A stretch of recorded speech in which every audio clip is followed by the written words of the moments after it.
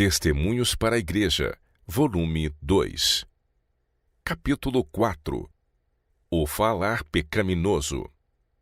O irmão F tem tido tão profundamente a causa de Deus no coração que assume mais responsabilidades do que tem condição de suportar.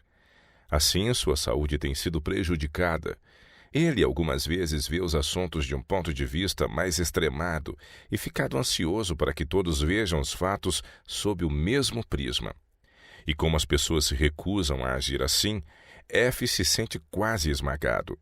Magoa-se intensamente e está em perigo de impor seus pontos de vista de maneira muito autoritária. A irmã F deseja ser cristã, mas não tem cultivado discrição e verdadeira cortesia. Ela é muito decidida, impetuosa e autoconfiante. Revela uma parte áspera de seu caráter, o que não lhe é benéfico. É movida por impulso, agindo exatamente como sente. Algumas vezes seus sentimentos têm estado muito agitados e intensos. Ela possui fortes desejos e aversões e permite que esse desafortunado traço de caráter se desenvolva grandemente em detrimento do próprio progresso espiritual e prejuízo da igreja. Fala demais e desavisadamente, assim como vai em seu coração. Isto tem exercido forte influência sobre o marido, e às vezes levando-o a agir sob o impulso das emoções, quando se houvesse esperado e considerado os assuntos com calma e ponderado de maneira adequada, teria sido melhor para ele mesmo e para a igreja. Nada se obtém de um agir precipitado, acionado por impulso ou fortes sentimentos. Agindo por impulso, a irmã F descobre faltas e tem muitíssimo a dizer contra seus irmãos e irmãs. Isso causa confusão em qualquer igreja. Se ela controlasse o próprio espírito, grande vitória seria obtida. Se buscasse os adornos celestiais, os ornamentos de um espírito manso e quieto, o qual Deus, o Criador dos céus e da terra, considera de grande valor, ela seria uma verdadeira ajuda à igreja. Se acariciasse o Espírito de Cristo e se tornasse pacificadora, sua vida floresceria e seria uma bênção à igreja aonde quer que fosse.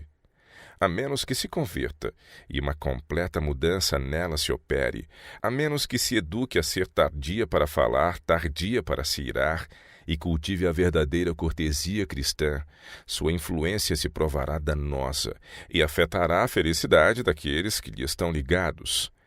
Ela manifesta uma independência que lhe é danosa e que afasta seus amigos. Isso tem-lhe causado muitos problemas e ferido seus melhores amigos.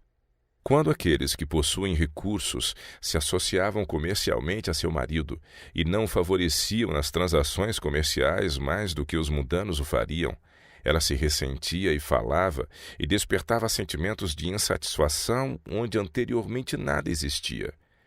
Esse é um mundo egoísta, na melhor das hipóteses. Muitos dos que professam a verdade não são santificados por ela.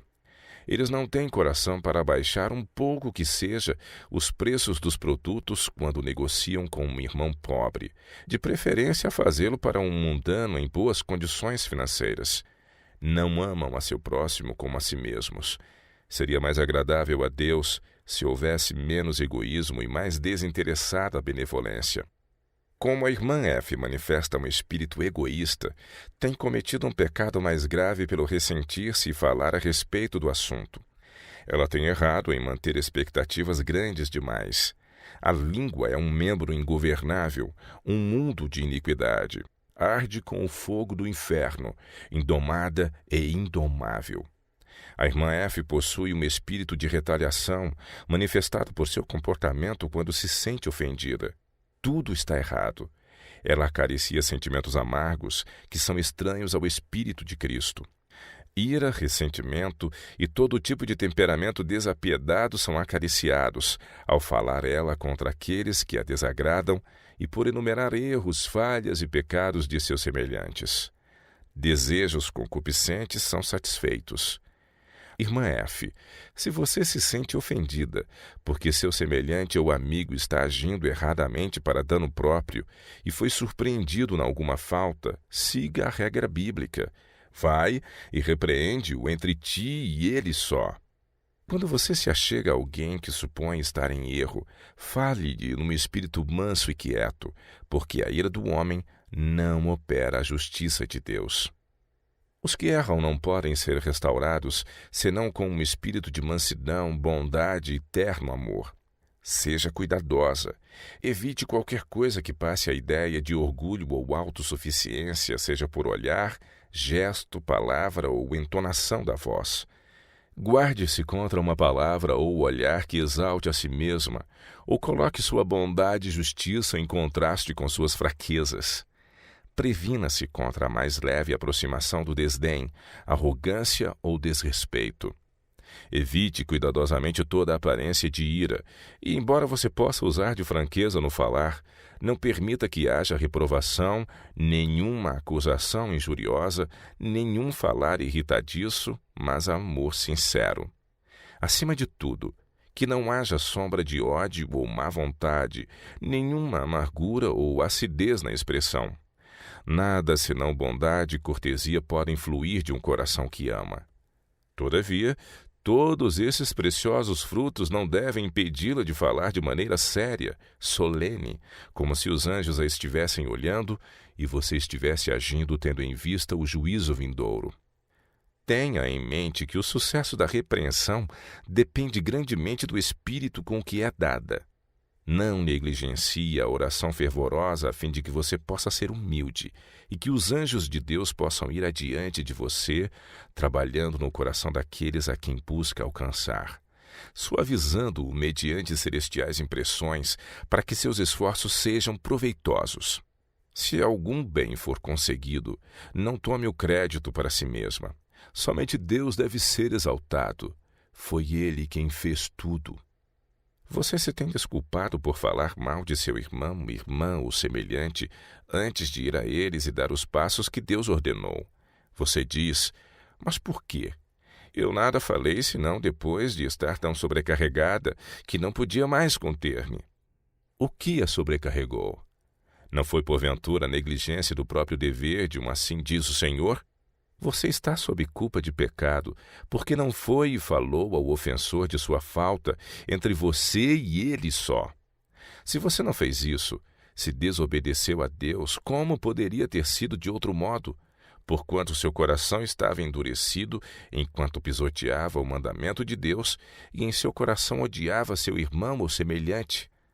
E que modo você descobriu para se aliviar?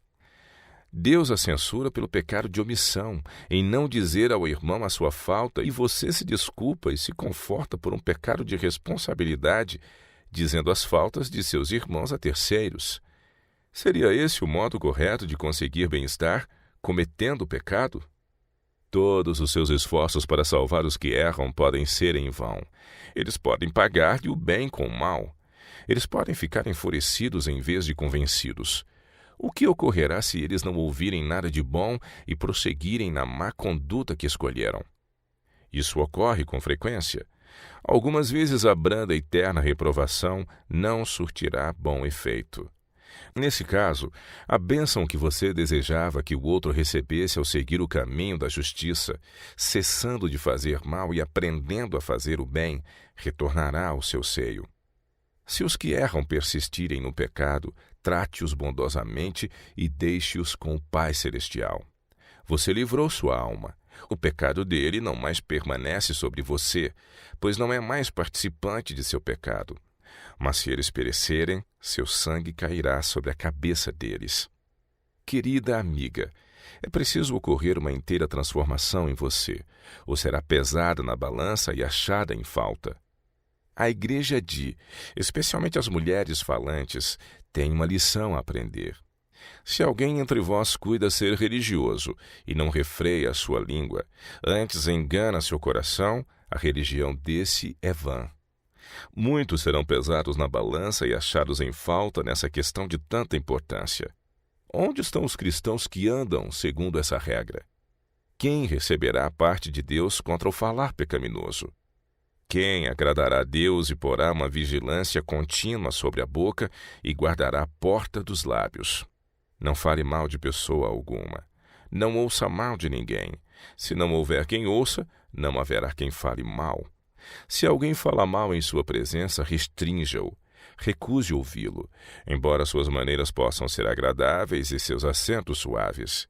Ele pode professar amizade e, todavia, revelar segredos, apunhalando a pessoa pelas costas. Resolutamente recuse-se a ouvi-lo, embora o murmurador queixe-se de estar sobrecarregado e não poder conter-se. Sobrecarregado realmente, com uma secreta maldição que separa verdadeiros amigos. Vão sobrecarregados e livrem-se de suas cargas pelo modo apontado por Deus. Primeiro falem a sós com seu irmão acerca de sua falta. Se isso não der certo, levem com vocês 1 ou 2 amigos e falem com o faltoso na presença deles. Se esses passos falharem, digam-no à igreja. Nenhum incrédulo deve estar ciente desse assunto particular. Dizê-lo à igreja é o último passo a ser dado. Não o tornem conhecido dos inimigos de nossa fé. Eles não têm o direito de saber de certos assuntos da igreja, e muito menos devem ser-lhes expostos às fraquezas e erros dos seguidores de Cristo. Aqueles que estão se preparando para a vinda de Cristo devem ser sóbrios e vigiar em oração, porque o diabo, nosso adversário, anda em derredor, bramando como leão, buscando a quem possa tragar, ao qual devemos resistir firmes na fé. Porque quem quer amar a vida e ver os dias bons, refreie a sua língua do mal, e os seus lábios não falem engano. Aparte-se do mal e faça o bem, busque a paz e siga. Porque os olhos do Senhor estão sobre os justos, e os seus ouvidos atentos às suas orações.